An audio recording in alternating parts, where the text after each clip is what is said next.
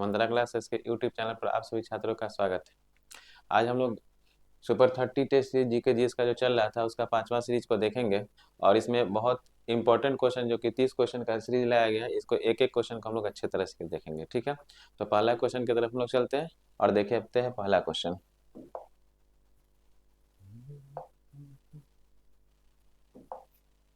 चलिए पहला क्वेश्चन देखेंगे। प्रादेशिक जल सीमा की कितनी समुद्री मील तक विस्तृत है? प्रादेशिक जल सीमा की कितना समुद्री मील तक विस्तृत है, यानी प्रादेशिक जल सीमा है वो कितना समुद्री मील तक विस्तृत है। पहले तो इसको देख लेंगे कि भारत का समुद्री क्षेत्र में कितना पर अधिकार होगा, भारत का अधिकार समुद्री क्षेत्र में कितना तक अधिकार होगा, तो इसको ध्यान देंगे हम लोग।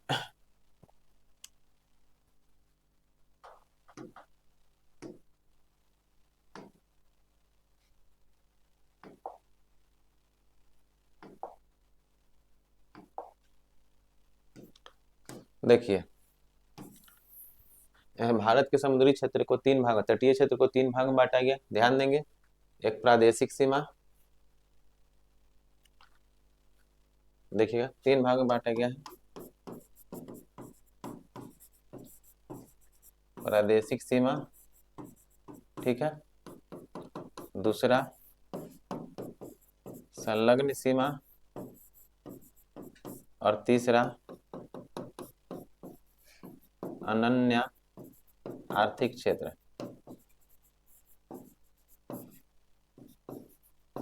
या आर्थिक अनन्य क्षेत्र, ठीक ना। तो समुद्री भारत के तटीय क्षेत्र को या समुद्री क्षेत्र में तीन भागों में इसके सीमा को बांटा गया, प्रादेशिक सीमा, संलग्न सीमा, अनन्य आर्थिक क्षेत्र। ठीक है, तो समझेंगे कितना से कितना किलोमीटर तक भारत का अधिकार है। देखिए एक तो यहाँ पर आधार रेखा लिया जाता है, तो भारत के तटीय सीमा में टेढ़ी मेढ़ी रेखा को मिलाने वाली सीधी रेखा को आधार रेखा कहा जाएगा। ठीक ना, तो भारत का तटीय सीमा होगा कुछ टेढ़ी मेढ़ी होगा, उसे मिलाने वाली सीधी रेखा को आधार रेखा कहा जाएगा। अब ध्यान देंगे, आधार रेखा से लेकर 12 नॉटिकल मील तक के दूरी को कहा जाता है प्रादेशिक सीमा। ठीक ना, समुद्री क्षेत्र में आधार रेखा से लेकर 12 नॉटिकल मील तक के दूरी को क्या कहा जाता है?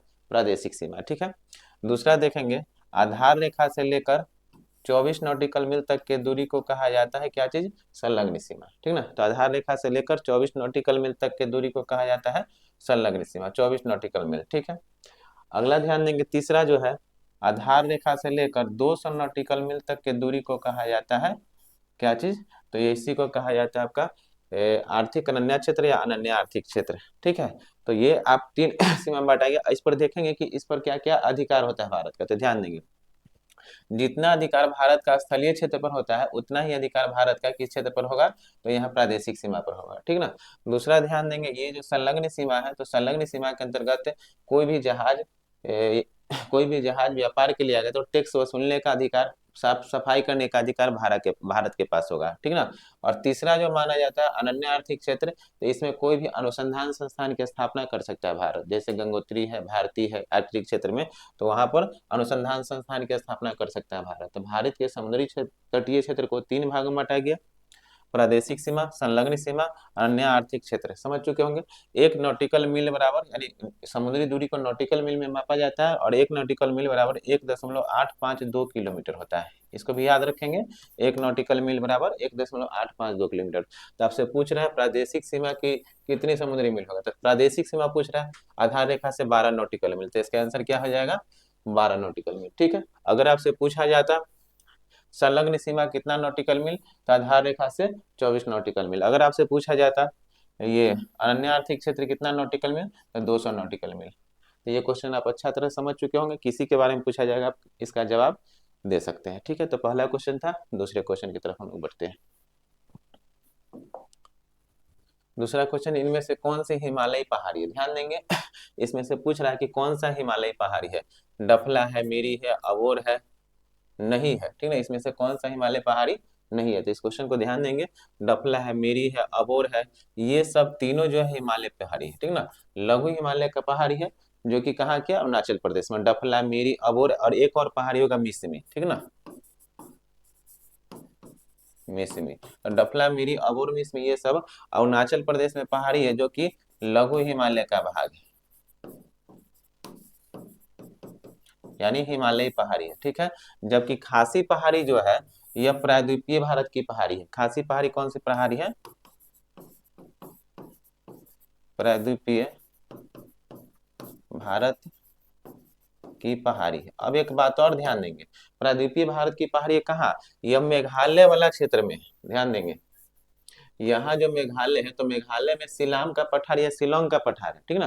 तो मेघालय में जो सिलाम का पठार या शिलोंग के पठार है, उसी के अंतर्गत गारो खासी जयंतिया पहाड़ी को शामिल किया गया है, ठीक ना। और यह गारो खासी जयंतिया जो पहाड़ी है, यह एक प्रायद्वीपीय पहाड़ी मानी जाती है, न कि हिमालयी पहाड़ी मानी जाती है। तो इस बात को याद रखेंगे, गारो खासी जयंतिया एक प्रायद्वीपीय पहाड़ी है, जबकि डफला, मिरी, अबोर, मिसमी यह हिमालयी पहाड़ी है, ठीक ना। इसको याद रखेंगे। और यहाँ पर एक बात और याद रखेंगे कि गारो खासी जयंतिया जो है, यहीं पर खासी पहाड़ी है, जिसकी सबसे ऊंची चोटी नोकरेक है, और यहीं पर सबसे अधिक वर्षा होता है, जो कि मासिनराम है, ठीक ना। तो यहाँ पर सबसे ज्यादा वर्षा होता है मासिनराम में। और किससे वर्षा होता है, तो दक्षिण पश्चिम मानसून के कौन सी शाखा के द्वारा, तो दक्षिण पश्चिम मानसून के बंगाल के खाड़ी के शाखा के द्वारा चेरापूंजी और मासिनराम में सबसे अधिक वर्षा होती है, ठीक ना। इस पर इसका आंसर क्या हो जाएगा, खासी पहाड़ी प्रायद्वीपीय पहाड़ी, जबकि डफला, मिरी, अबोर, बिस्मी जो है आपका हिमालयी पहाड़ी है, ठीक है। तो इस बात को आप समझ चुके होंगे अच्छा से। तो ये था आपका खासी पहाड़ी, मेघालय के पठार, और यह शिलोंग के पठार के इसे नाम से जाना जाता है। यहाँ पर छोटा नागपुर के पठार को देखे होंगे, और छोटा नागपुर के पठार के सबसे ऊंची चोटी का नाम क्या है, तो छोटा नागपुर के पठार की सबसे ऊंची चोटी का नाम है पारसनाथ, ठीक है। यहाँ पर तीन बात और याद रखेंगे आप लोग। देखिए, आपसे ये क्वेश्चन हमेशा एग्जाम में पूछा जाएगा कि हिमालय की सबसे ऊंची चोटी क्या है, भारतीय हिमालय की सबसे ऊंची चोटी क्या है, और भारत की सबसे ऊंची चोटी क्या है। तो भारत की सबसे ऊंची चोटी अगर पूछा जाए कि भारत की सबसे ऊंची चोटी क्या है, तो भारत की सबसे ऊंची चोटी का नाम केटू या गार्विनेस्टीन है। क्या है, केटू या गार्विनेस्टीन, जिसकी ऊंचाई 8611 मीटर, ठीक ना, लद्दाख में है। भारत की सबसे ऊंची चोटी केटू या गार्विनेस्टीन। अगर आपसे पूछा जाए कि भारतीय हिमालय की सबसे ऊंची चोटी क्या है, तो भारतीय हिमालय की सबसे ऊंची चोटी का नाम क्या है, तो आपका कंचनजंगा, ठीक ना। तो भारतीय हिमालय की सबसे ऊंची चोटी का नाम है कंचनजंगा, और इसकी ऊंचाई कितनी है, तो कंचनजंगा की ऊंचाई जो है 8595 या 98 मीटर। तो 8595 मीटर, कहीं कहीं 98 भी रहता है, ठीक ना। और ध्यान देंगे, तो ये हो गया भारत की सबसे ऊंची चोटी, ये हो गया भारतीय हिमालय की सबसे ऊंची चोटी। और एक पूछा जाएगा आपसे कि हिमालय की सबसे ऊंची चोटी कौन सी है, तो माउंट एवरेस्ट, ठीक ना। ये है हिमालय की सबसे ऊंची चोटी, माउंट एवरेस्ट, ठीक ना।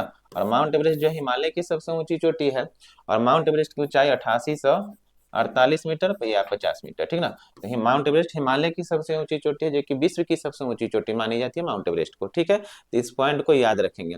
अगर आपसे पूछ दिया जाए कि दक्षिण भारत की सबसे ऊंची चोटी कौन है, तो दक्षिण भारत की सबसे ऊंची चोटी है यहाँ पर अन्नामलाई पहाड़ी, और अन्नामलाई पहाड़ी की सबसे ऊंची चोटी अनाईमुदी है, ठीक ना। जो कि दक्षिण भारत की सबसे ऊंची चोटी है अनाईमुदी, ठीक है। अन्नामलाई की सबसे ऊंची चोटी अनाईमुदी है, जिसकी ऊंचाई 2695 मीटर है। तो ये दक्षिण भारत की सबसे ऊंची चोटी, ठीक ना। तो दक्षिण भारत की सबसे ऊंची चोटी या प्रायद्वीपीय भारत की सबसे ऊंची चोटी 2695 मीटर अनाईमुदी, क्लियर है। तो इसका क्वेश्चन का आंसर क्या हो जाएगा, खासी पहाड़ी जो है हिमालय पहाड़ी नहीं है, जबकि बल्कि कौन सा पहाड़ी है, प्रायद्वीपीय भारत की पहाड़ी है, क्लियर है। ये 2 नंबर क्वेश्चन हो गया। 3 नंबर क्वेश्चन की तरफ हम लोग बढ़ते हैं। काकीनाडा तट किस राज्य का तटीय मैदानी भाग है, ध्यान देंगे। काकीनाडा जो है किस राज्य के तटीय में, काकीनाडा तट किस राज्य का तटीय मैदानी भाग है, ध्यान देंगे। नदियों के निक्षालन के द्वारा पूर्वी घाट क्षेत्र पर और पश्चिमी घाट क्षेत्र पर क्या हुआ, तटीय मैदानी भाग का निर्माण हुआ, और इसे तटीय मैदानी भाग को अलग अलग क्षेत्रों में अलग अलग नामों से जाना गया। इसको एक बार हम लोग देख लेंगे, ध्यान दीजिएगा। देखिए, यहाँ गुजरात वाला क्षेत्र है, तो गुजरात वाले क्षेत्र को तटीय मैदानी भाग को, गुजरात के जो तटीय मैदानी भाग है, इसे किस नाम से जाना जाता है, तो ध्यान देंगे गुजरात के तटीय मैदानी भाग को सौराष्ट्र तट के नाम से जाना जाता है, ठीक ना। सौराष्ट्र तट के नाम से जाना जाता है गुजरात के तटीय मैदानी भाग को, ठीक है। यहाँ पर ध्यान देंगे ताप्ती दमन द्वीप होगा, ठीक ना। तो दमन द्वीप से लेकर यहाँ तक ध्यान देंगे गोवा तक, ठीक ना। तो दमन द्वीप से गोवा तक के तटीय मैदानी भाग को किस नाम से जाना जाएगा, तो दमन द्वीप से गोवा तक के तटीय मैदानी भाग को कोंकण तट के नाम से जाना जाएगा, ठीक ना। कोंकण तट के नाम से जाना जाएगा, ठीक है। ये गोवा तक के, दमन द्वीप से गोवा तक के, ठीक है। यहाँ गोवा से लेकर तक कर्नाटक के मंगलोर तक के भाग को किस नाम से जाना जाएगा, तो कन्नड़ तट के नाम से जाना जाएगा, ठीक ना। कन्नड़ तट के नाम से जाना जाएगा गोवा से लेकर मंगलोर तक, ठीक है। आगे ध्यान देंगे, यहाँ कन्याकुमारी हो गया,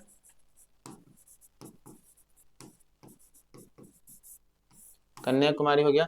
तो मंगलौर से लेकर कन्याकुमारी के तटीय मैदानी भाग को, या फिर हम बोल सकते हैं केरल के तटीय मैदानी भाग को, ये केरल हो गया, तो केरल के तटीय मैदानी भाग को किस नाम से जाना गया? तो केरल के तटीय मैदानी भाग को मालाबार तट के नाम से जाना गया। ठीक है, मालाबार तट के नाम से जाना गया। ठीक, तो ये पश्चिमी घाट क्षेत्र का तटीय मैदानी भाग हो गया। पूर्वी घाट में देखेंगे तो यहाँ पर पश्चिम बंगाल है, और पश्चिम बंगाल के तटीय मैदानी क्षेत्र को किस नाम से जाना जाता है? तो इसे बंग तट के नाम से जाना जाता है। कौन सा तट? बंग तट के नाम से जाना जाता है। यहाँ पर उड़ीसा राज्य है, और उड़ीसा राज्य के तटीय मैदानी भाग को किस नाम से जाना जाएगा? तो उड़ीसा के तटीय मैदानी भाग को उत्कल तट के नाम से जाना जाएगा। ठीक है, उत्कल तट। कौन सा? उड़ीसा के तटीय मैदानी भाग को। ठीक है, उड़ीसा के बाद यहाँ पर राज्य कौन सा हो जाएगा? आंध्र प्रदेश। ठीक है ना, और आंध्र प्रदेश के तटीय मैदान भाग को काकीनाडा तट, या फिर इसको उत्तरी सरकार तट कहा जाता है।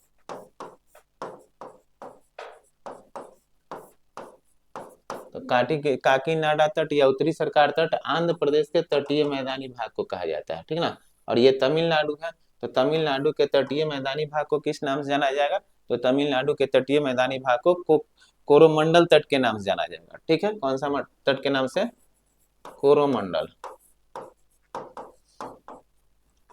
कोरोमंडल तट के नाम से जाना जाएगा। ठीक है, ये आपका तटीय मैदानी भाग हो गया। क्वेश्चन पूछा जा रहा था कि काकीनाडा तट किस राज्य के तटीय मैदानी भाग को कहा जाता है? तो ध्यान देंगे यहाँ पर, ये हो गया आपका आंध्र प्रदेश का काकीनाडा तट, और इसी को कहा जाता है काकीनाडा तट आंध्र प्रदेश के तटीय मैदानी भाग को। तो इसका सही आंसर क्या हो जाएगा?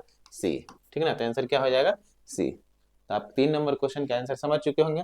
यहाँ पर एक पॉइंट और याद रखेंगे कि दक्षिण पश्चिम मानसून से सर्वप्रथम वर्षा यहाँ केरल के मालाबार तट पर होती है, और यहाँ पर याद रखेंगे उत्तर पूर्व मानसून से वर्षा जो होती है जाड़े के दिनों में कहाँ पर? कोरोमंडल तट पर। ठीक है, तो ये क्वेश्चन नंबर 3 था। क्वेश्चन नंबर 4 की ओर हम लोग बढ़ते हैं। ठीक, इनमें से पूर्ववर्ती नदियां कौन सा है? ध्यान देंगे, 2 तरह का नदी के बारे में पूछा जाएगा आपको। हिमालयी नदी के बारे में, हिमालयी नदी 2 तरह का पूछा जाएगा, एक पूर्ववर्ती नदी और एक अनुवर्ती नदी। ठीक ना, तो पूर्ववर्ती नदी किसे कहा जाता है और अनुवर्ती नदी किसे कहा जाता है, इसको समझिएगा। जैसे देखिए, भारत के उत्तर में हिमालय का विस्तार था, और हिमालय का जब विस्तार है तो एक क्वेश्चन आता है आपका कि आज जहाँ हिमालय है पहले वहां क्या था? तो आज जहां पर हिमालय है पहले वहां टेथिस सागर था, और इस टेथिस सागर में बहुत सारी नदियां आकर प्रवाहित हो रही थी। ठीक ना, तो टेथिस सागर में बहुत सी नदियां, कौन सी? टेथिस सागर में बहुत सारी नदियां प्रवाहित आकर हो रही थी। इसमें कौन सी नदी होगी?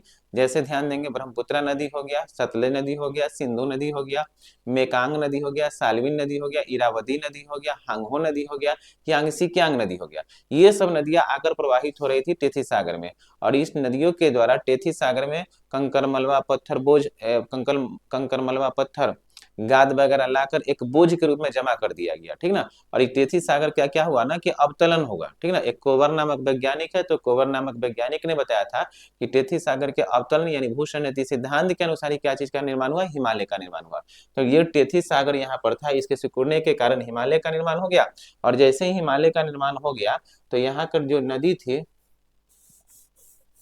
हिमालय का निर्माण हो गया, तो यहाँ जो नदी प्रवाहित हो रही थी, यहाँ पर जो नदी प्रवाहित हो रही थी, ठीक ना, ये नदी, कुछ नदी अपना रास्ता मार्ग बदल दिया, लेकिन कुछ नदी उसमें से क्या किया कि हिमालय को काट कर प्रवाहित होने लगा, और हिमालय को जो काट कर प्रवाहित होने लगा उसमें से कौन कौन सी नदी हुआ? तो ध्यान देंगे, सिंधु नदी।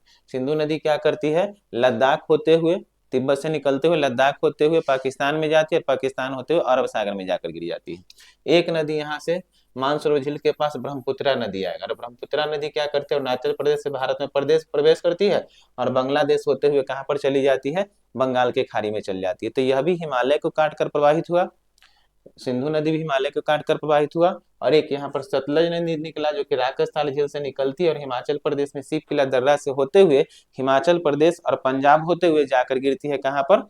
पाकिस्तान में चली जाती है, और पाकिस्तान में सिंधु नदी से मिल जाती है। ठीक ना, और अरब सागर में जाकर गिरती है। बात समझ गया?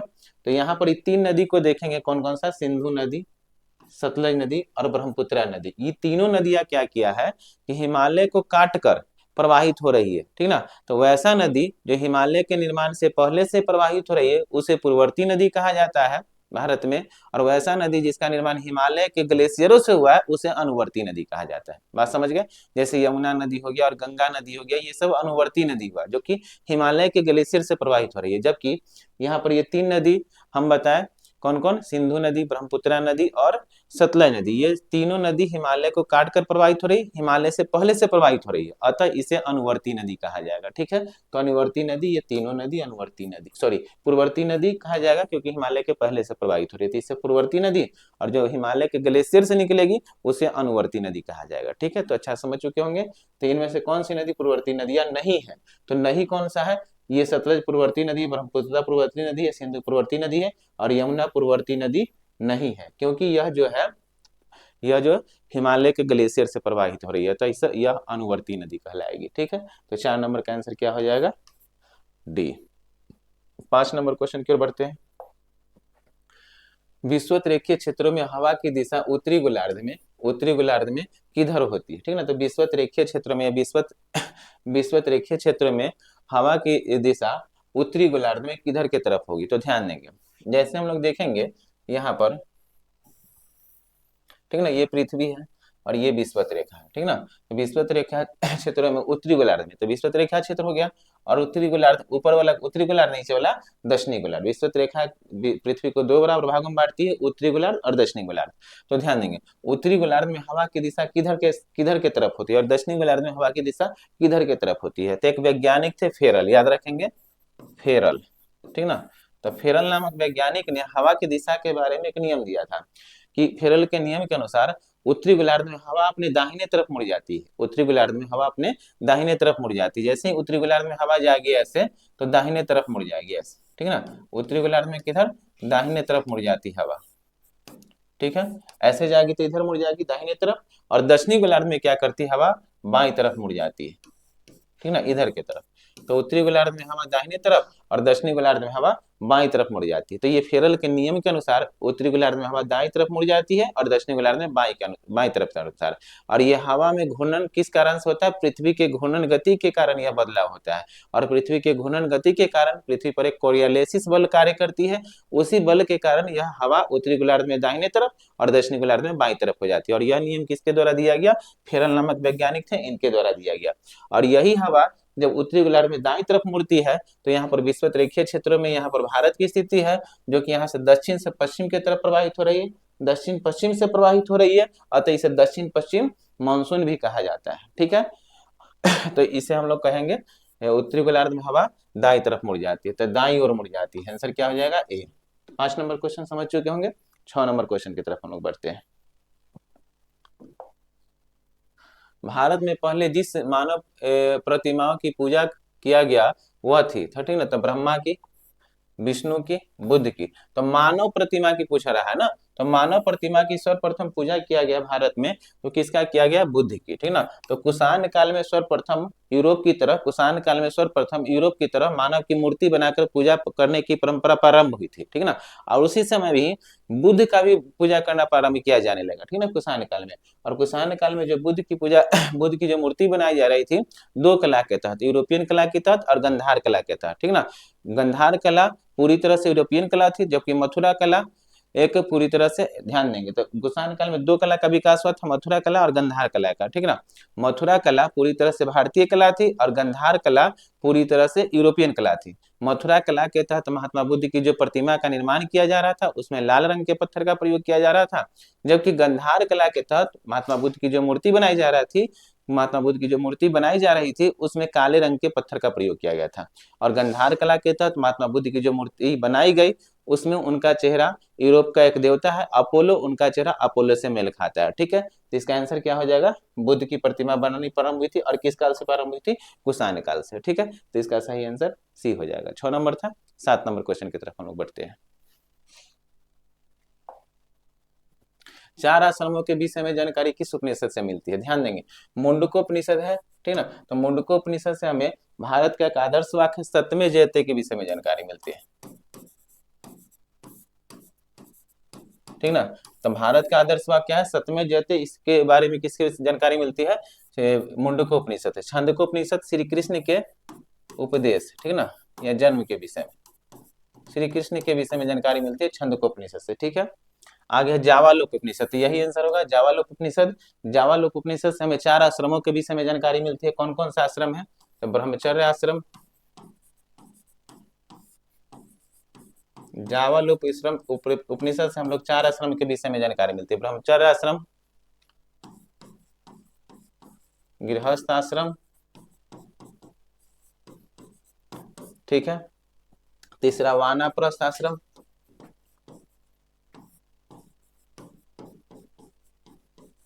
ठीक है, और एक चौथा क्या है? संन्यास आश्रम। ठीक ना, इसका उम्र सीमा पूछता है कि ब्रह्मचर्य आश्रम का उम्र कितना से कितना, ठीक ना, तो 0 से 25 वर्ष जो होता है ब्रह्मचर्य आश्रम का, ठीक ना। गृहस्थ आश्रम का जो कि 25 से लेकर 50 वर्ष, ठीक ना। वानप्रस्थ आश्रम 50 से लेकर 75 तक, और एक है संन्यास आश्रम 75 से लेकर 100 साल तक के काल को क्या कहा जाता है? वो संन्यास आश्रम, ठीक ना। तब जावालोक उपनिषद से हमें किसके विषय में जानकारी मिलती है? 4 आश्रमों के विषय में जानकारी मिलती है। ब्रह्मचर्य आश्रम, गृहस्थ आश्रम, संन्यास आश्रम, सॉरी वानप्रस्थ आश्रम और संन्यास आश्रम, ठीक ना। 4 आश्रमों के विषय में जानकारी किस उपनिषद से मिलती है? जावालोक उपनिषद से मिलती है, ठीक ना। तो इस बात को याद रखेंगे। तो ये था क्वेश्चन। और उपनिषद की संख्या कितना है? 108, ठीक ना। वेद की संख्या कितना है? 4। वेदांग की संख्या कितना है? 6। और पुराणों की संख्या कितना है? 18। इस बात को भी याद रखेंगे, ठीक ना। उपनिषद की संख्या कितना? 108, वेद की संख्या 4, वेदांग की संख्या 6 और पुराणों की संख्या कितना है? 18। क्लियर है? तो ये क्वेश्चन नंबर 7 था। क्वेश्चन नंबर 8 की तरफ हम लोग बढ़ते हैं।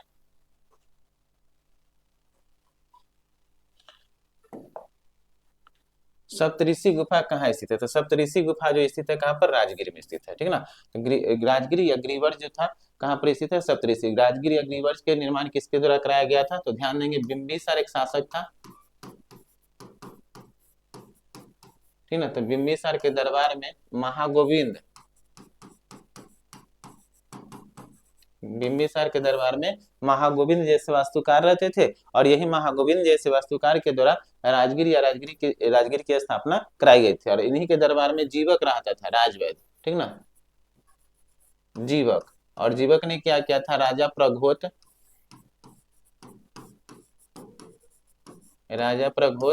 और महात्मा बुद्ध, राजा प्रघोत और महात्मा बुद्ध का इलाज किसके द्वारा किया गया था? जीवक। तो जीवक किसका दरबारी था? जीवक जो राजवैद्य था किसका दरबारी था? बिंबिसार का। जबकि आपसे अगर पूछा जाएगा कौन जीवक बिंबिसार का, और एक चरक पूछा जाएगा आपसे कि चरक किसका दरबारी था, तो चरक किसका दरबारी था? चरक दरबारी था कनिष्क का, ठीक ना। तो कनिष्क के दरबारी कौन था? चरक। और जीवक किसका दरबारी था? बिंबिसार का। जबकि सुश्रुत पूछा जाए या धनवंतरी पूछा जाए कि सुश्रुत और धनवंतरी किसका दरबारी था, तो चंद्रगुप्त द्वितीय के दरबारी था, ठीक ना। आयुर्वेद का जनक धनवंतरी को कहा जाता है, ठीक ना। तो ये आप इसको याद रखेंगे। पावापुरी में महात्मा महावीर स्वामी की मृत्यु हो गई थी कब? 568 ईसा पूर्व में। महावीर स्वामी की मृत्यु कब हो गई? 568 ईसा पूर्व में। कहाँ पर? पावापुरी में। और इनका जन्म कब हुआ था? 540 ईसा पूर्व में, वैशाली के कुंडग्राम नामक स्थान पर, ठीक ना। नालंदा, तो नालंदा विश्वविद्यालय का निर्माण किसके द्वारा? नालंदा विश्वविद्यालय का निर्माण कराया गया किसके द्वारा? कुमारगुप्त के द्वारा। गुप्त राजवंश के शासक था कुमारगुप्त, और कुमारगुप्त के द्वारा नालंदा विश्वविद्यालय का निर्माण कराया गया था, ठीक ना। सांची कहाँ पर स्थित है? मध्य प्रदेश में। और सांची का स्तूप का निर्माण किसके द्वारा? सम्राट अशोक के द्वारा कराया गया, ठीक ना। यह विश्व का सबसे बड़ा स्तूप माना जाता है, सांची का स्तूप, जिसका निर्माण सम्राट अशोक के द्वारा कराया गया है। कहाँ पर है? मध्य प्रदेश में, ठीक है। तो ये क्वेश्चन नंबर कितना था? 8। क्वेश्चन नंबर 9 की ओर हम लोग बढ़ते हैं। कौन सा सुमेलित नहीं है? ध्यान देंगे। तो कम्बन, रामावतारम, ये सम्मिलित है, ठीक ना। कम्बन जो था, रामावतारम कुलुत्तुंग प्रथम के दरबारी था, चोल राजवंश के शासक। कुलुत्तुंग का दरबारी था, चोल राजवंश के शासक है। राजशेखर कर्पूर मंजरी, ठीक ना। काव्य मीमांसा और कर्पूर मंजरी के लेखक कौन है? राजशेखर। और यह किसका दरबारी था? तो महेंद्रपाल का दरबारी है। गुजर प्रतिहार राजवंश के शासक महेंद्रपाल का दरबारी था राजशेखर। और इसने कौन सी पुस्तक रचना किया था? कर्पूर मंजरी। और काव्य मीमांसा के लेखक कौन है? राजशेखर। यह महेंद्रपाल और महेंद्रपाल के पुत्र महिपाल का भी दरबारी रह चुका है राजशेखर, ठीक है। आगे ध्यान देंगे, हर्ष तो हर्ष ने नागानंद की रचना किया था। रत्नावली की रचना हर्षवर्धन के द्वारा ही किया गया। और गीतावली, ठीक ना, तो रत्नावली हर्ष के द्वारा, नागानंद रत्नावली, और प्रियदर्शी का है, गीतावली नहीं।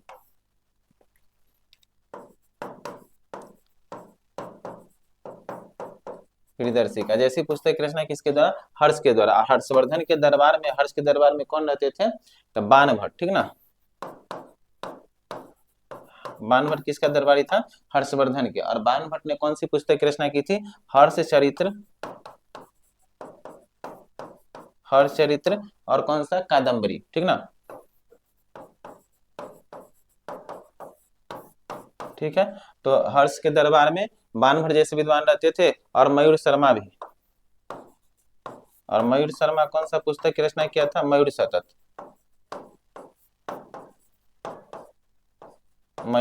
ठीक है। और बाणभट्ट कौन सा? हर्षचरित्र और कादम्बरी जैसी पुस्तक की रचना किया था। हर्षवर्धन के दरबार में हेनसांग भारत आया था, ठीक ना। और हेनसांग जब भारत आया था, तो हेनसांग ने कौन सी पुस्तक की रचना की थी? सीयू तो सीयू की पुस्तक की रचना किसके द्वारा? हेनसांग के द्वारा। हर्षवर्धन के दरबार में आया था। हेनसांग को यात्रियों का राजकुमार, नीति का पंडित और वर्तमान शाक्य मुनि के नाम से भी जाना जाता है, ठीक है। तो इसका आंसर, सही आंसर क्या हो जाएगा? उपयुक्त में से एक से अधिक सही है। सही नहीं है ये, नहीं, सब सही है। इसमें याद रखेंगे सब सही। क्वेश्चन थोड़ा एडिट होगा, इसमें से क्या है? सब सही। क्वेश्चन नंबर 10 की तरफ हम लोग बढ़ते हैं। किस संविधान संशोधन के द्वारा मिजोरम को राज्य का दर्जा दिया गया? ध्यान देंगे, मिजोरम को किस संविधान संशोधन के तहत राज्य का दर्जा दिया गया? तो 53वां संविधान संशोधन 1987, ठीक ना। 86 भी रहता है कहीं, तो 53वां संविधान संशोधन 1987 के तहत मिजोरम को 23वां राज्य का दर्जा दिया गया। क्या राज्य का? 23वां राज्य का दर्जा दिया गया, ठीक है। आगे ध्यान देंगे, 54वां संविधान संशोधन किस लिए हुआ था? तो 54वां संविधान संशोधन 1987 में हुआ था। सर्वोच्च न्यायालय, उच्च न्यायालय के मुख्य न्यायाधीश के वेतन को बढ़ाया गया था, ठीक है।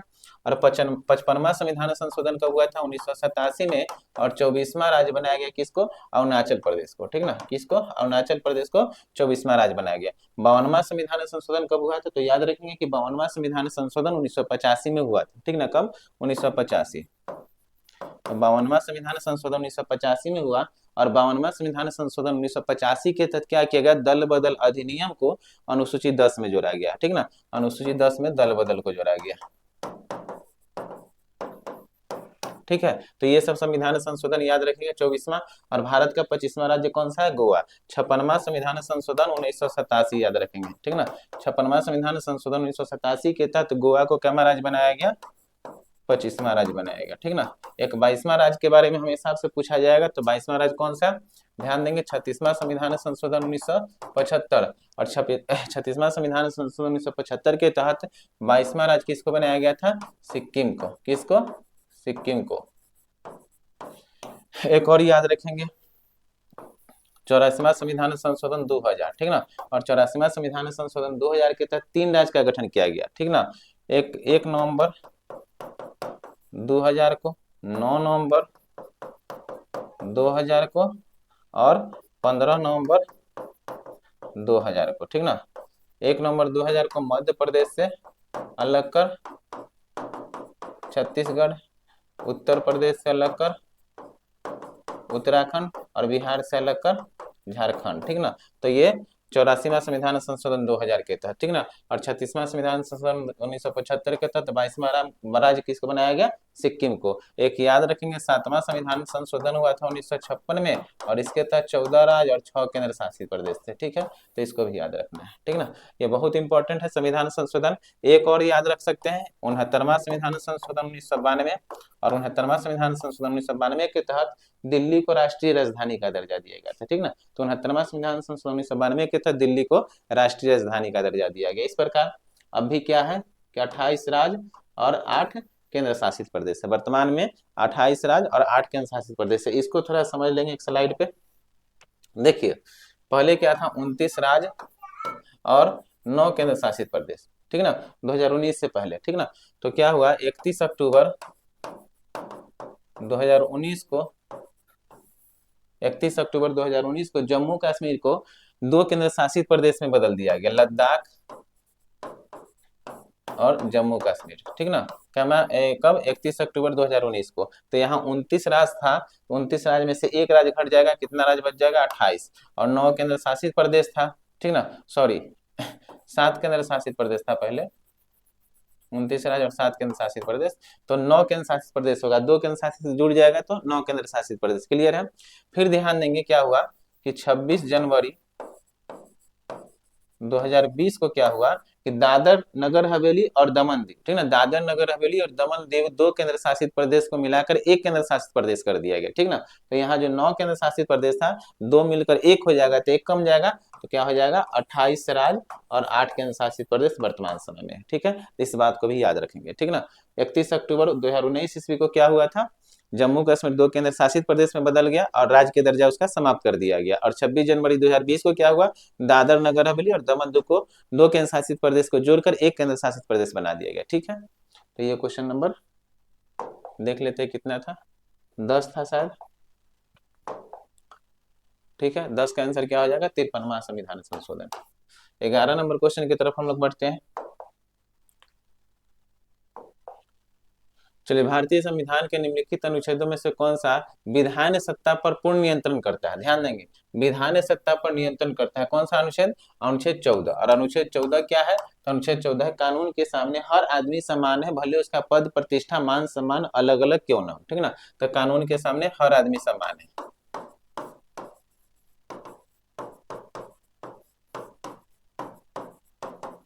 इसे कहा गया एक समान कानून व्यवस्था। और भारत में एक समान कानून व्यवस्था किसके संविधान से लिया गया है, ब्रिटेन के संविधान से, ठीक ना। तो भारत में एक समान कानून व्यवस्था ब्रिटेन के संविधान से लिया गया, ठीक है। 18 अनुच्छेद क्या किया गया है, अनुच्छेद 18 के तहत उपाधियों का अंत किया गया है, ठीक ना, उपाधियों का अंत किया गया है। ध्यान देंगे, पहले ध्यान देंगे, महात्मा गांधी जी को अंग्रेजों के द्वारा क्या दिया गया था, केसरी हिंद की उपाधि दी गई थी। रविन्द्रनाथ टैगोर को क्या चीज की उपाधि दिया गया था, नाइटहुड की उपाधि दिया गया था। तो अब यह उपाधि को अंत कर दिया गया। अब किसी प्रकार की उपाधि को ग्रहण करने के लिए इसकी अनुमति राष्ट्रपति से लेनी होगी, ठीक है। शैक्षणिक उपाधि और सैन्य उपाधि को छोड़कर, शैक्षणिक उपाधि कहने का मतलब कि आप पढ़ाई कर रहे हैं, प्रोफेसर की उपाधि मिलती है, ठीक ना, डॉक्टर की उपाधि मिलती है, इसे शैक्षणिक उपाधि कहा जाता है। और कोई सैन्य उपाधि में जैसे जनरल हो गया, कर्नल हो गया, ब्रिगेडियर हो गया, तो ये सब शैक्षणिक उपाधि और सैन्य उपाधि को छोड़कर अगर किसी प्रकार की आप उपाधि को ग्रहण करते हैं तो इसके लिए आपको सरकार से अनुमति लेनी पड़ेगी, राष्ट्रपति से अनुमति लेनी पड़ेगी। अनुच्छेद 17 क्या है, अस्पृश्यता का अंत, यानी छुआछूत के भेदभाव को अंत किया गया अनुच्छेद 17 के तहत, ठीक है। अनुच्छेद 16 क्या है, तो रोजगार के मामले में सबको समान अवसर दिया जाएगा, ठीक है, रोजगार के मामले में सबको समान अवसर दिया जाएगा। ये हम लोग देखेंगे 12 से लेकर 35 तक में क्या है, मौलिक अधिकार, और भाग 3 में मौलिक अधिकार का चर्चा, ठीक ना, जिसमें अनुच्छेद 12 से लेकर 35 तक मौलिक अधिकार, ठीक ना, इसकी चर्चा क्या अगर भाग 3 में। तो इसको हम लोग समझ चुके हैं। अनुच्छेद कितना था, 11 नंबर क्वेश्चन, जिसका सही आंसर क्या हो जाएगा, 14, ठीक ना, ए, ठीक है। 12 नंबर, राजनीतिक दलों के संवैधानिक मान्यता प्रथम बार कब मिला था, ध्यान देंगे। तो राजनीतिक दलों को प्रथम बार मान्यता दिया गया था, ठीक ना, 52वां संविधान संशोधन के समय दिया गया 1985 के तहत, 1985 में संवैधानिक मान्यता दिया गया, ठीक ना। और विपक्ष का दल का दर्जा कब दिया गया, 1977 में, विपक्ष पार्टी का दर्जा, ठीक है। और ये जो था संवैधानिक दर्जा दिया गया है 52वां संविधान संशोधन 1985 के तहत, 1985 में दिया गया। और इसी संविधान संशोधन के तहत अनुसूची 10 में दल बदल अधिनियम को जोड़ा गया, ठीक ना। अभी वर्तमान में अनुसूची की संख्या कितना है, 12, मूल संविधान में कितना था, 8, 8 था। और 9वां अनुसूची कौन सा जुड़ा था, तो 9वां अनुसूची भूमि अधिग्रहण, और इसके लिए प्रथम संविधान संशोधन हुआ कब, 1951 में। तो याद रखेंगे कि संविधान में प्रथम बार संशोधन कब हुआ है, तो 1951 में हुआ है, और इसके तहत अनुसूची 9 को जोड़ा गया, ठीक है। तो हम लोग क्वेश्चन नंबर 12 था, 13 नंबर क्वेश्चन की तरफ बढ़ते हैं। आंतरिक आपात की घोषणा कितनी बार किया जा चुका है, ध्यान देंगे। राष्ट्रपति के पास आपातकाल की शक्ति प्राप्त होती है, और राष्ट्रपति के पास आपातकाल की शक्ति किस देश के संविधान से लिया गया है, जर्मनी के संविधान से, ठीक ना, जर्मनी के संविधान से राष्ट्रपति के पास आपातकाल की शक्ति लिया गया है। राष्ट्रपति के पास 3 तरह के आपातकाल की शक्ति प्राप्त होती है, ठीक ना, राष्ट्रीय आपात, राजकीय आपात और वित्तीय आपात, ठीक ना। तो राष्ट्रपति के पास कितने प्रकार के आपातकाल की शक्ति, 3 प्रकार के।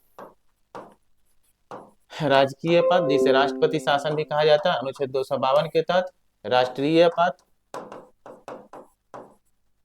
राष्ट्रीय पद 356, और वित्तीय पद, कितना 360, ठीक ना।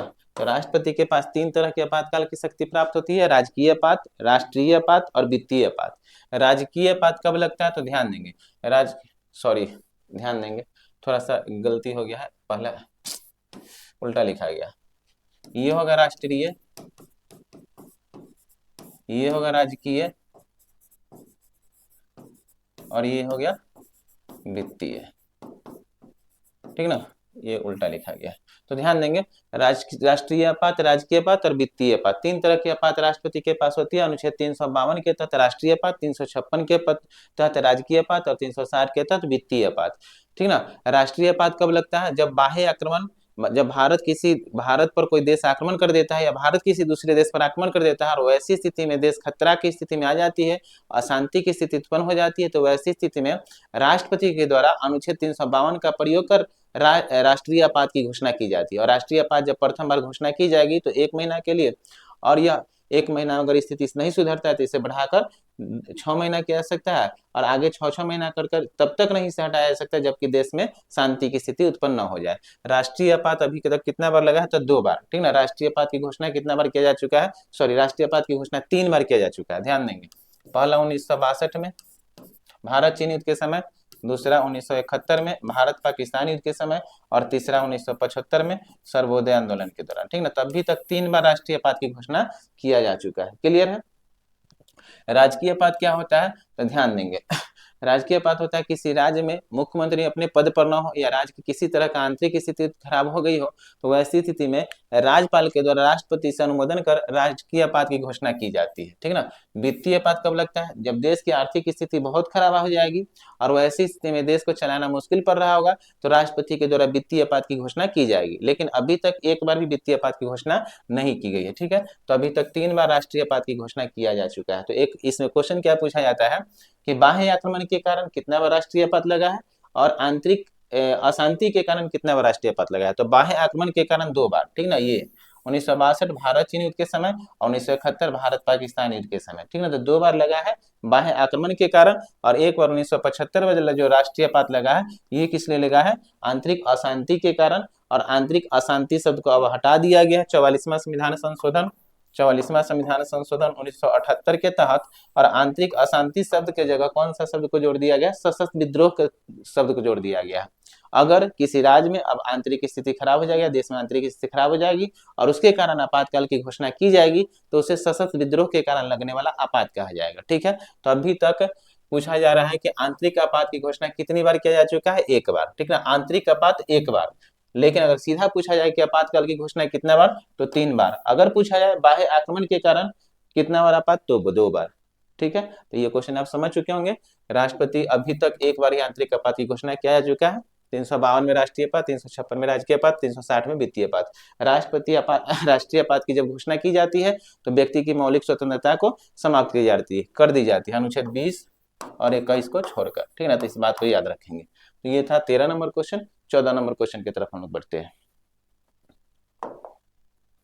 लोकसभा में शून्यकाल की अवधि सबसे अधिक से अधिक कितने हो सकती है, तो ध्यान देंगे 1 घंटा होता है। 11 से 12 बजे के बीच के समय को कहा जाता है प्रश्नकाल, और 12 से 1 बजे के बीच के समय को कहा जाता है शून्यकाल, ठीक ना। तो शून्यकाल का समय कितना, और शून्यकाल कब से प्रारंभ हुआ है, तो 1960 से प्रारंभ हुआ है शून्यकाल, ठीक ना। तो शून्यकाल 1 घंटा का होता है, जिसमें तत्कालिक प्रश्न को पूछा जाता है और उसी समय इसका आंसर दिया जाता है। तो इसी को कहा जाता है शून्यकाल, जो कि समय कितना से कितना होता है, 12 से 1 बजे का। और कम से कम पूछा जाएगा कितना समय हो सकता है, तो आधा घंटा, लेकिन ऐसे सामान्यतः 1 घंटा का शून्यकाल होता है। 12 से 1 बजे के बीच के समय को शून्यकाल का समय कहा जाता है।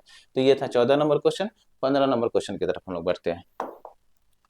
भारत के एकमात्र यहूदी वायसराय कौन था, तो ध्यान देंगे, लॉर्ड रीडिंग जो था एकमात्र यहूदी वायसराय था। इसका शासनकाल 1921 से लेकर 1926 माना जाता है, ठीक ना। लॉर्ड रीडिंग जो था भारत का एकमात्र यहूदी वायसराय था, जिसका शासनकाल 1921 से 1926 माना जाता है। इसके शासनकाल में बहुत सारा राष्ट्रीय आंदोलन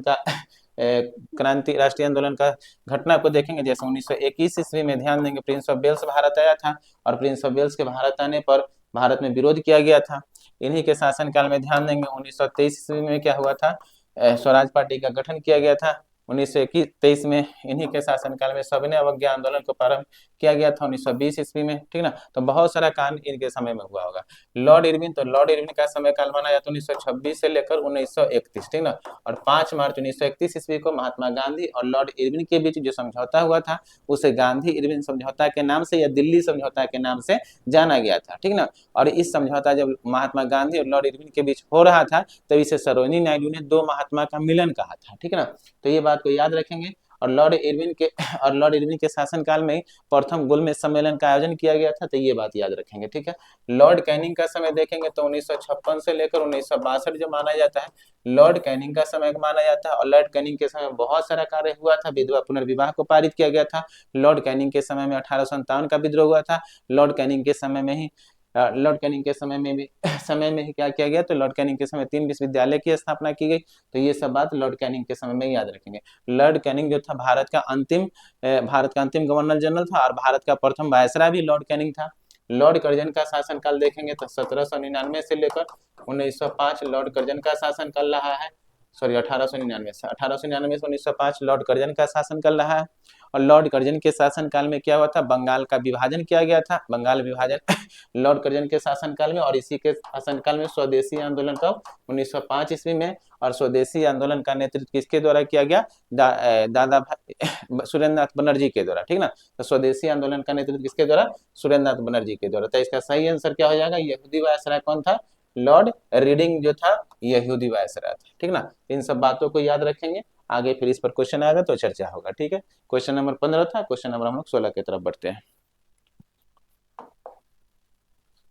1957 के विद्रोह में किस व्यक्ति पर अंग्रेजों ने 50,000, ठीक ना, 50,000 इनाम रखा था, ध्यान देंगे। मौलवी अहमदुल्ला था जो कि अवध से नेतृत्व किया जा रहा था इनके द्वारा, इन्हीं के ऊपर क्या रखा गया, 50,000 इनामी रकम रखा गया था, ठीक ना। तो मौलवी अहमदुल्ला, ठीक ना। अवध से, ध्यान देंगे, लखनऊ से विद्रोही अवध से नेतृत्व कर रहे थे मौलवी अहमदुल्ला 1857 के विद्रोह में। 1857 का विद्रोह के समय भारत का अभी देखे तो गवर्नर कौन था, लॉर्ड कैनिंग, ठीक ना। पूछा जाएगा 1857 के विद्रोह के समय इंग्लैंड के प्रधानमंत्री कौन था, लॉर्ड पामस्टन, ठीक ना, पामस्टन। 1857 के विद्रोह का प्रतीक चिन्ह क्या था, रोटी और कमल का फूल। 1857 के बाद सेना को गठित करने के लिए कौन सा आयोग का गठन किया गया था, फील्ड आयोग का गठन किया गया था, फील्ड आयोग का गठन किया गया था, ठीक ना। तो इन सब बातों को याद रखेंगे 1857 के विद्रोह के समय। 1857 के विद्रोह में नाना साहब कहाँ से नेतृत्व किया था, तो कानपुर से। 1857 के विद्रोह में क्रांतिकारियों का नेतृत्व किसके द्वारा किया गया, नाना साहब के द्वारा। और नाना साहब का वास्तविक नाम क्या था, दोंदू पंत, ठीक ना, दोंदू पंत, ठीक ना। तो याद रखेंगे। वीर कुंवर सिंह, अप्रैल 1858 ईस्वी में इनकी मृत्यु हो गई थी। वीर कुंवर सिंह कहाँ से नेतृत्व किया था, तो आरा के जगदीशपुर से, लगभग बिहार से नेतृत्व करने वाले कौन थे, बाबू वीर कुंवर सिंह, ठीक ना। तात्या टोपे, इनका वास्तविक नाम क्या था, रामचंद्र पांडुरंग, ठीक ना। और तात्या टोपे ने नाना साहब का भी साथ दिया था और महारानी लक्ष्मीबाई का भी साथ दिया था। महारानी लक्ष्मीबाई 1857 के विद्रोह में नेतृत्व कहाँ से की थी, झांसी से। और इनका संघर्ष किसके साथ हुआ था, अंग्रेज हीरोज के साथ हुआ था। और अंग्रेज हीरोज के साथ ही युद्ध करती वीर गति को प्राप्त हुई थी। इस पर अंग्रेज हीरोज ने महारानी लक्ष्मीबाई को क्या कहा था, महारानी लक्ष्मीबाई के बारे में कहा था अंग्रेज हीरोज ने कि महारानी लक्ष्मीबाई क्रांतिकारियों में एकमात्र मर्द महिला थी, ठीक ना। तो इस कथन को याद रखेंगे, पीआरटी में शायद यह क्वेश्चन पूछा जा चुका है। ये 16 नंबर क्वेश्चन है। 17 नंबर क्वेश्चन को देखेंगे। द्वैत शासन के जन्मदाता किसको कहा जाता है, ध्यान देंगे। तो द्वैत शासन के जन्मदाता लियो कर्नल कार्टिस को कहा जाता है, ठीक ना, लियोनिल कार्टिस को कहा जाता है द्वैत शासन के जन्मदाता, ठीक ना। लेकिन अगर पूछा गया कि सहायक संधि का जन्मदाता किसे कहा जाता है, तो डुप्ले को। विश्व में सहायक संधि के जन्मदाता डुप्ले को कहा जाता है। लेकिन अगर पूछा जाए कि भारत में सहायक संधि के जन्मदाता किसे कहा जाता है, तो लॉर्ड बेलेजली को, लॉर्ड बेलेजली को भारत में सहायक संधि का जन्मदाता कहा जाता है। ये अपने आप को बंगाल का शेर कहता था, ठीक ना।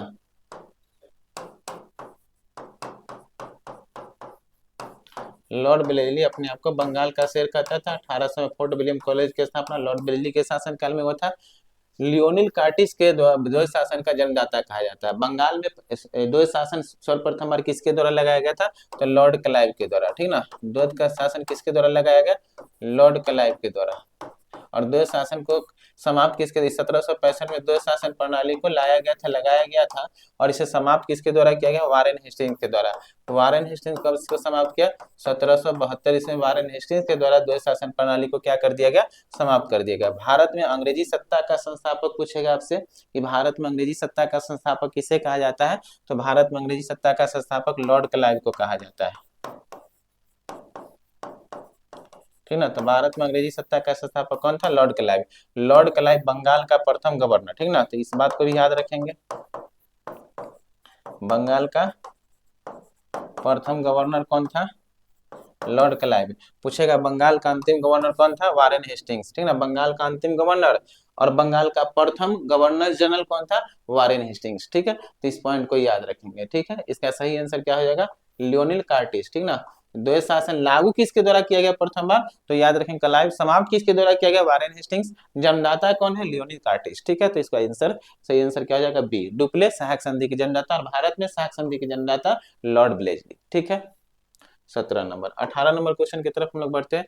भारतीय स्वतंत्रता के पश्चात संविधान सभा की प्रथम बैठक हुई थी। ध्यान देंगे, इस स्वतंत्रता के पश्चात पूछ रहा है। ठीक ना, तो इस बात को ध्यान रखेंगे। भारत को स्वतंत्रता जब मिल गया तब इसका पूछा जा रहा है कि पश्चात संविधान सभा की प्रथम बैठक कब हुई थी? तो इसका संविधान सभा की प्रथम बैठक हुआ था 14 अगस्त 1947 को। ठीक ना, तो ये हुआ था 15 अगस्त को याद हुआ था, लेकिन स्वतंत्रता उससे पहले ही घोषणा कर दी गई थी।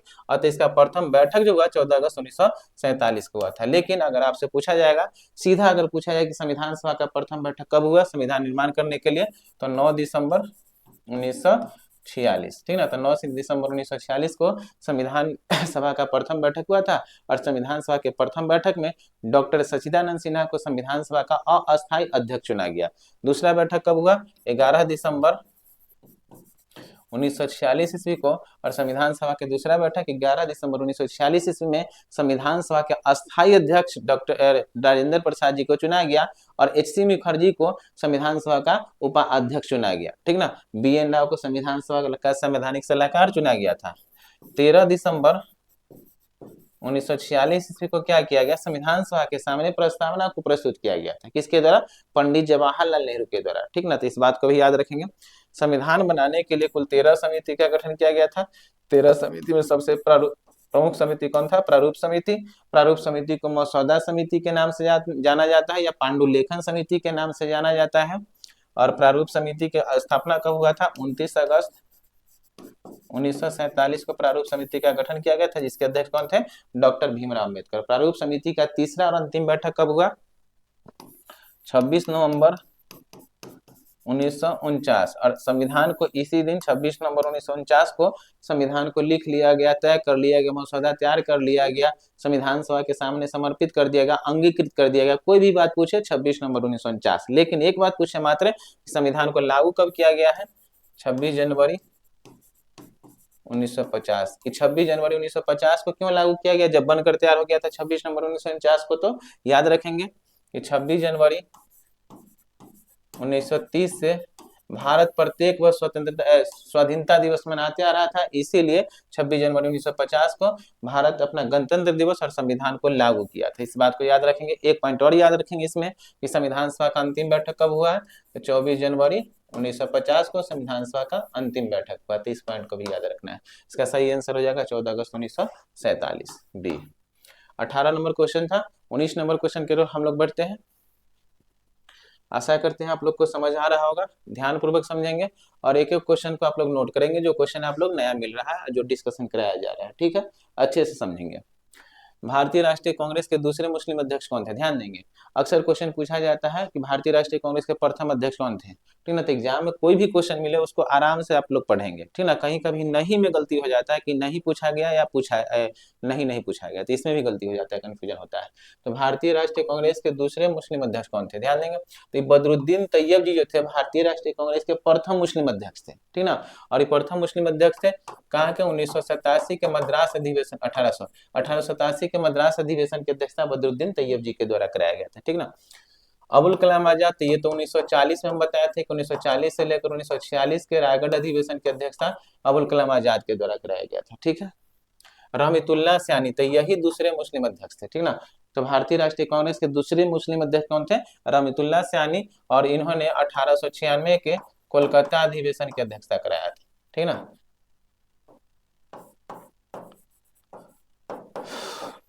कोलकाता अधिवेशन की अध्यक्षता करवाया था और इसी अधिवेशन में प्रथम बार क्या कराया गया था, राष्ट्रगीत को गाया गया था।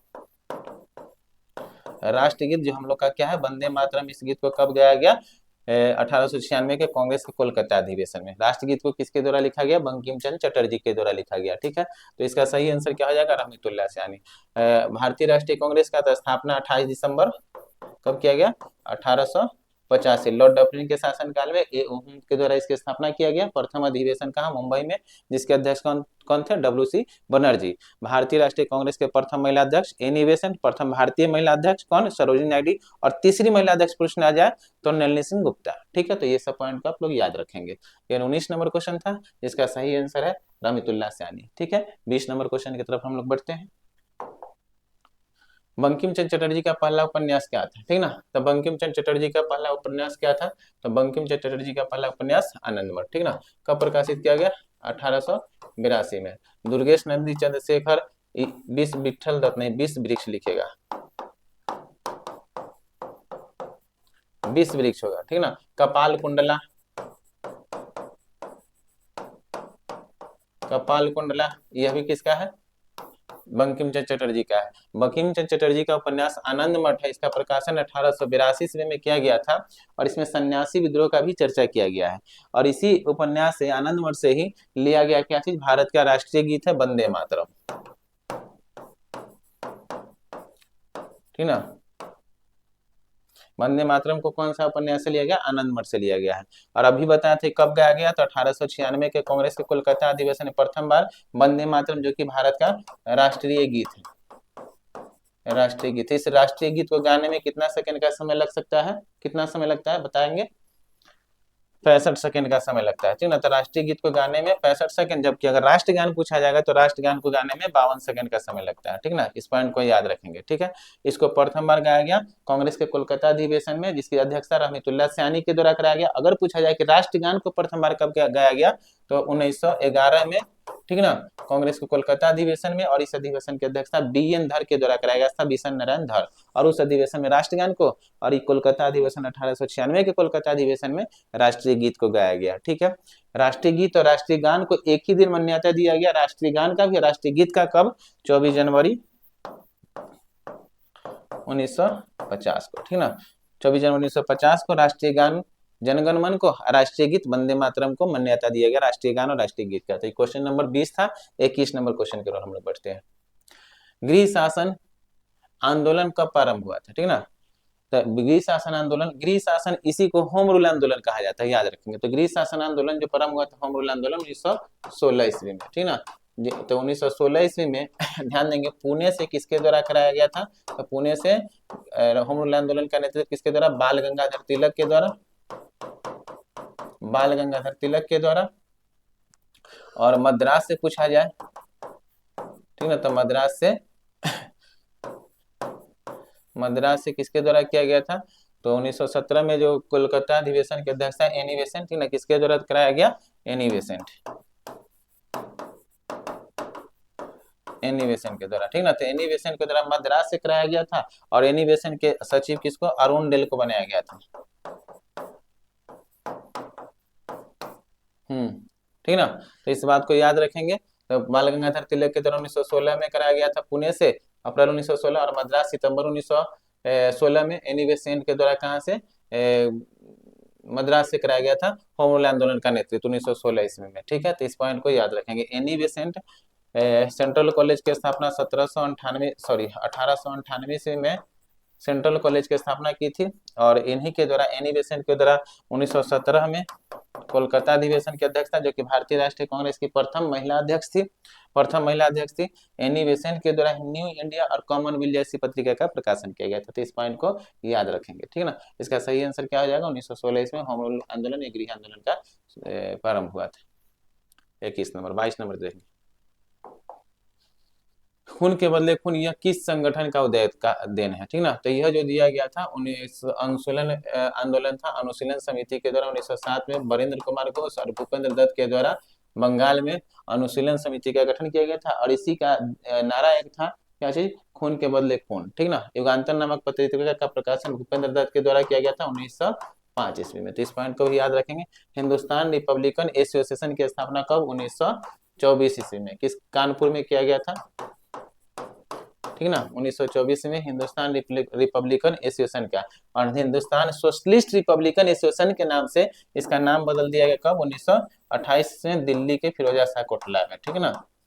चंद्रशेखर आजाद, भगत सिंह के द्वारा इसका नाम बदलकर हिंदुस्तान सोशलिस्ट रिपब्लिकन एसोसिएशन कर दिया गया था 1928 में दिल्ली में। इस पॉइंट को भी याद रखिएगा। इसका सही आंसर हो जाएगा ए, 22 का, ठीक है। 23 नंबर क्वेश्चन की तरफ हम लोग बढ़ते हैं। कुतुबुद्दीन ऐबक के बाद मुगल वंश का शासक कौन बना था, ध्यान देंगे।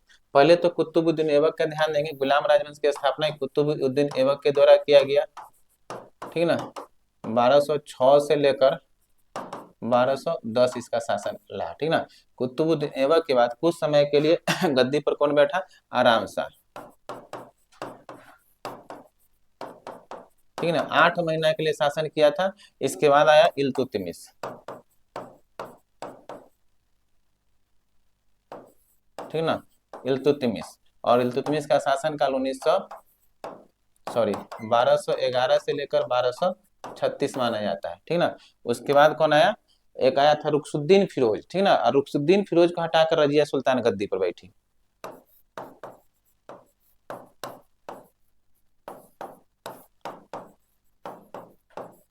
रुक्सुद्दीन फिरोज को गद्दी पर से हटाकर रजिया सुल्तान बैठी 1236 से लेकर 1240। रजिया सुल्तान 3 साल 3 वर्ष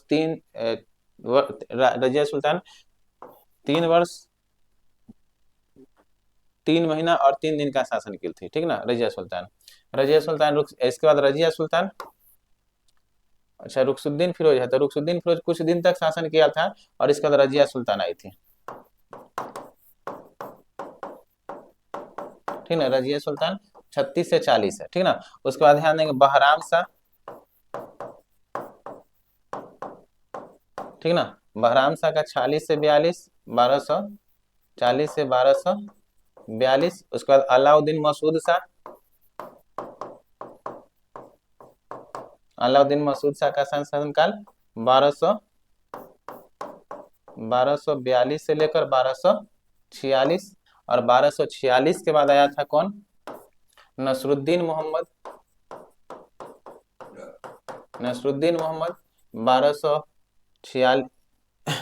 1242 से 1246 कौन था, अलाउद्दीन मसूद था। नसरुद्दीन मोहम्मद 1246 से लेकर 1266, जो कि कौन था, ये बलबन का दामाद था। बलबन की सहायता से गद्दी पर बैठा था। और उसके बाद बलबन आएगा, ठीक ना। और अंतिम शासक कैमूर हो जाएगा गुलाम राजवंश का।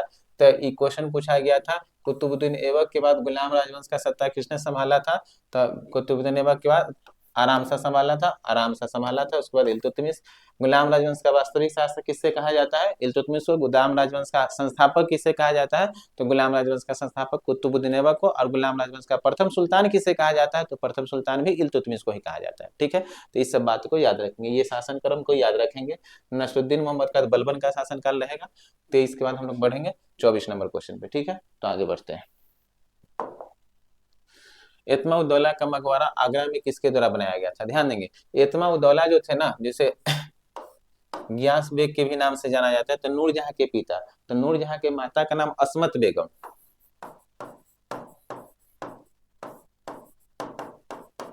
ठीक ना। नूरजहां के माता का नाम असमत बेगम और नूरजहां के पिता का नाम एतमा-उद-दौला या गियास बेग, गियास बेग या एतमा-उद-दौला, ठीक ना। इस बात को याद रखेंगे। और इसी का मकबरा जो बनाया गया नूरजहां के द्वारा, कहां पर बनाया गया, आगरा में, ठीक ना। आगरा में बनाया गया। यह पहला ऐसा मकबरा था जिसमें पूरी तरह से संगमरमर के द्वारा इस मकबरा का निर्माण कराया गया था। विशेष प्रकार की डिजाइन बनाया गया था, पिच्चीदारी और चित्रा का प्रयोग किया गया था इस डिजाइन में, जो कि आगरा में बनाया गया किसके द्वारा, नूरजहां के द्वारा, ठीक है। और नूरजहां का वास्तविक नाम क्या था, मेहरुन्निसा। और नूरजहां अपने माता असमत बेगम से गुलाब से इत्र निकालने की परंपरा को सीख रखी थी। इस बात को याद रखेंगे, ठीक ना। नूरजहां के बारे में अकबर किसका पुत्र था, हुमायूं, ठीक ना। तो अकबर जो था हुमायूं का पुत्र था। और अकबर के माता का नाम हमीदा बानो बेगम, पिता का नाम हुमायूं। अकबर का जन्म कब हुआ था? 15 अक्टूबर 1542 ईस्वी को अमरकोट के राजा बिरसाल के भवन में हुआ था। राज्याभिषेक कब करवाया? 14 फरवरी 1556 ईस्वी को पंजाब के गुरदासपुर जिले के कलानौर नामक स्थान पर, ठीक ना। शासनकाल 1556 से 1605 शासनकाल रहा अकबर का, ठीक ना। जहांगीर, जहांगीर को सलीम के नाम से भी जाना जाता, अकबर का पुत्र था, ठीक ना। और इसका शासनकाल 1605 से देखेंगे 1627 तक इसका शासनकाल रहेगा। शाहजहां, तो शाहजहां के शासनकाल को स्थापत्य कला के दृष्टिकोण से कौन सा? स्वर्ण काल कहा जाता है, ठीक ना। शाहजहां के शासनकाल को स्थापत्य कला के दृष्टिकोण से इतना इमारत वगैरह का निर्माण कराया गया, इसीलिए इसे स्वर्ण काल कहा जाता है शाहजहां के शासनकाल को। जैसे ताजमहल का निर्माण शाहजहां के द्वारा कराया गया, लाल किले का निर्माण शाहजहां के द्वारा कराया गया, जामा मस्जिद का निर्माण शाहजहां के द्वारा कराया गया। इस प्रकार स्थापत्य कला के दृष्टिकोण से शाहजहां के शासनकाल को स्वर्ण काल कहा जाता है। अगर पूछा जाए कि कला और संस्कृति के दृष्टिकोण से किसके शासनकाल को स्वर्ण काल कहा जाता है, तो गुप्त काल के काल को स्वर्ण काल कहा जाता है। अगर पूछ दिया जाए क्लासिकल युग किसके शासनकाल को कहा जाता है, तो कृष्णदेवराय के तेलुगु भाषा के विकास के दृष्टिकोण से कृष्णदेवराय के शासनकाल को क्लासिकल युग के नाम से जाना जाता है, ठीक है। इन सब बातों को याद रखेंगे। इसका सही आंसर क्या हो जाएगा? नूरजहां। 24 नंबर क्वेश्चन था। 25 नंबर क्वेश्चन की तरफ बढ़ते हैं। हाल ही में अंतर्राष्ट्रीय विकलांग दिवस कब मनाया गया था? ध्यान देंगे, हाल ही में अंतर्राष्ट्रीय विकलांग दिवस 13 दिसंबर को मनाया गया, ठीक, सॉरी 3 दिसंबर को मनाया गया, 3 दिसंबर को, ठीक है। ये 25 नंबर क्वेश्चन था। 26 नंबर क्वेश्चन की तरफ बढ़ते हैं। करेंट का क्वेश्चन है, जो कि आप इंपॉर्टेंट क्वेश्चन है, इसको याद रखेंगे। हाल ही में केंद्र सरकार ने किस राज्य के कैमूर को राज्य का दूसरा टाइगर रिजर्व बनाने की घोषणा की है, ठीक है ना। तो किस राज्य के? तो बिहार राज्य के, ठीक है। अगला क्वेश्चन को बढ़ेंगे, 26 नंबर। हाल ही में रातापानी किस हाल ही में रातापानी को किस राज्य का 8वां बाघ अभ्यारण्य घोषित किया गया? तो मध्य प्रदेश को, ठीक है ना। 8वां बाघ अभ्यारण्य कहाँ पर? मध्य प्रदेश में घोषित किया गया, ठीक है। 27 नंबर क्वेश्चन है। 28 नंबर क्वेश्चन को देखेंगे, ये करेंट का कुछ क्वेश्चन है, इसे आप लोग देखेंगे। हर एग्जाम में करेंट का इंपॉर्टेंट रहता है। हाल ही में इसरो ने भारत का पहला एनालॉग अंतरिक्ष मिशन कहाँ लॉन्च किया है? तो लद्दाख में। कहाँ पर? अंतरिक्ष में एनालॉग अंतरिक्ष मिशन कहाँ पे? लद्दाख में लाया गया, ठीक ना। 28 नंबर क्वेश्चन था। 29 नंबर क्वेश्चन की तरफ बढ़ते हैं। हाल ही में सूचना के अधिकार संग्रहालय का आधारशिला कहाँ रखा गया है? तो ये राजस्थान में रखा गया सूचना के अधिकार का आधारशिला, ठीक है। ये कितना नंबर क्वेश्चन है? 29 नंबर। 30 नंबर क्वेश्चन को देखते हैं, और 30 नंबर क्वेश्चन क्या है हम लोग का? भारत के पहले संविधान संग्रहालय का उद्घाटन कहाँ होगा? तो भारत के पहले संविधान संग्रहालय का उद्घाटन हरियाणा में किया जाएगा, ठीक है। ये 30 क्वेश्चन था, बहुत ही इंपॉर्टेंट था। आशा करते हैं आप लोग को समझ में आया होगा। इससे संबंधित आपको किसी तरह का समस्या तो आप कमेंट बॉक्स में लिखेंगे, और अगला वीडियो का इंतजार करेंगे। अगला वीडियो हम जल्द ही लाएंगे, और आप लोग के लिए इस क्वेश्चन का डिस्कशन कर लेंगे, ठीक। धन्यवाद। 1 मिनट।